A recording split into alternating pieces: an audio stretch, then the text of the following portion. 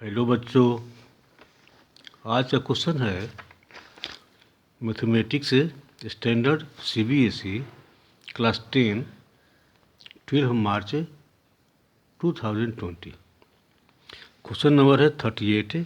If the angle of elevation of a cloud from a point 10 meters above a lake is 30 degree and the angle of depression of its reflection in the lake is 60 degree. Find the height of the cloud from the surface of lake. ठीक है, तो question में कुछ बात है जो जानना जरूरी है। क्या कहता है ये?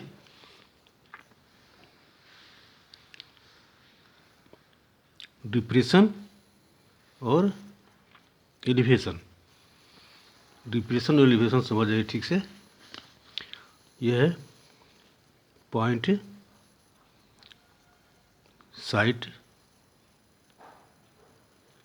ऑफ साइट, यह है पॉइंट ऑफ हॉरिजॉन्टल, यह point of line of site, ये भी है लाइन ऑफ साइट। ठीक है, तो ऊपर की तरफ जाते हैं तो होता है एलिवेशन, 30 डिग्री हो गया, और line of site and horizontal के बीच का जो होता है एंगल, वो होता है एंगल ऑफ एलिवेशन। और फिर वही बात है, लाइन ऑफ साइट और उनके बीच में आता है 60 डिग्री होता है। नीचे की तरफ जाते हैं तो ये होता है डिप्रेशन।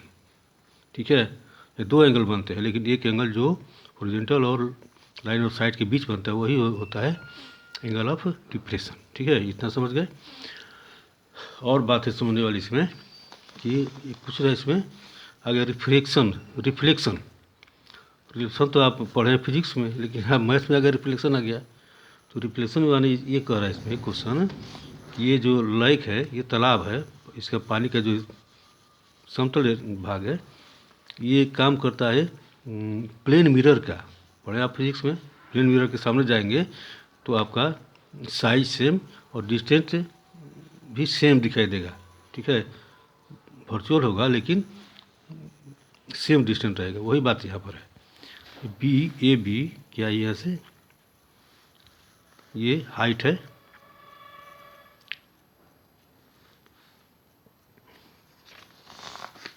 हाइट को क्लाउड का हाइट है। ठीक है, और उसी का ये इमेज है, ये डैश इमेज है। ठीक है, तो यहाँ पर दिया हुआ है कि ये 10 मीटर तो दिया हुआ इसमें है, लेकिन आपको निकालना है ए और डी, तो इसको हम एच मान लेते हैं। और एक बात है कि सीबीएसई में यह गया 2010 2010 15 17 एंड 20। ये क्वेश्चन बहुत महत्वपूर्ण है और ये गेस करने लायक है। ये क्वेश्चन आ भी सकता है, इसलिए इसको ध्यान से पढ़िए। ऐसे क्वेश्चन में बार बार लास्ट जो 5 ईयर्स में क्वेश्चन आए हुए हैं उनको हम लेकर वीडियो बनाते रहेंगे जो आपके लक्ष्य को आसान करेगा। ठीक है, तो यहाँ पर क्या करेंगे कि डेट कर लेंगे इसको, लेट एच इक्वल टू, इसे लिख देंगे A D equal to H. ठीक है, और ट्रायंगल आता है ए सी डी, तो from triangle A C D में क्या होता है पी बाई बी माने A D by C D. फिर ये tan हो गया। ठीक है, फिर tan यहाँ पर आएगा 30 डिग्री इक्वल टू 1/√3। तो ए डी को तो हम एच मान लिए हैं, तो H by C D equal to 1/√3। अब बन गया ये चीज सी डी इक्वल टू √3h। ठीक है, सी डी निकल गया, क्या हो गया √3h। फिर दूसरा ट्रायंगल बचता है सी डी ए, फिर from triangle C D A dash, ये डैश है तो यहाँ पर 10 क्या आ जाएगा, जब भी हो गया ये डिप्रेशन है, ये हो गया बी पी और ये बी, तो 10 डी ए, जैसे D A 10 D A by C D,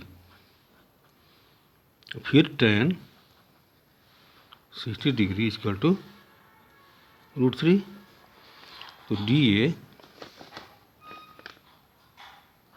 A by C D, तो मान लिया यहाँ पर कितना आ गया, √3h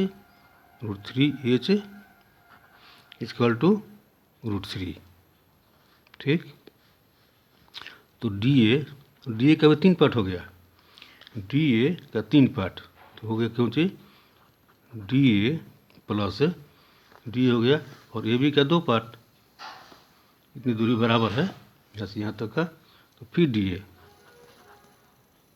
प्लस एच, ठीक है, बाई √3h इक्वल टू √3, और √3 जो है एच ये जाएगा जब राइट में तो हो जाएगा ये मल्टीप्लाई में, तो D A plus H equal to √3 into √3h, ठीक। अब क्या हो गया, क्वेश्चन आपका सॉल्व हो गया लगभग, तो डी ए तो 10 हो गया, 10 प्लस एच इक्वल टू ये √3 और √3 है, मल्टीप्लाई करेंगे तो आ गया 3h आ गया, ठीक है। अब क्या होगा इसमें 20 plus H equal to 3h, और फिर हो जाएगा ये राइट में तो माइनस हो जाएगा, तो 20 equal to 2h, h equal to क्या हो गया 20/2 इक्वल टू 10 मीटर, ठीक है। अब आपका आंसर आ गया इसमें, अब लिखेंगे इसमें कि हेंस हाइट ऑफ क्या है cloud, height of cloud is ये बी डी और A D, B D plus A D equal to 10 plus 10 equal to 20 metre, आपका हुआ आंसर हो गया, ठीक है। बहुत आसान क्वेश्चन था, लेकिन थोड़ा सा यहाँ पर समझने वाली बात थी जहाँ की लड़के कंफ्यूज करते, सब बता दिए, क्लियर कर दिए। अब आप यदि पहली बार देख रहे हैं तो इसको आप सब्सक्राइब कर लीजिए, इसलिए कि आगे भी इस तरह के बहुत क्वेश्चन के वीडियो आने वाले हैं जो कि आपके लक्ष्य को प्राप्त करने में बहुत ही सहायक होंगे, ठीक है। तो इन्हीं शब्दों के साथ मैं आपको आपके उज्जवल भविष्य के लिए हार्दिक शुभकामना के साथ धन्यवाद, ठीक है।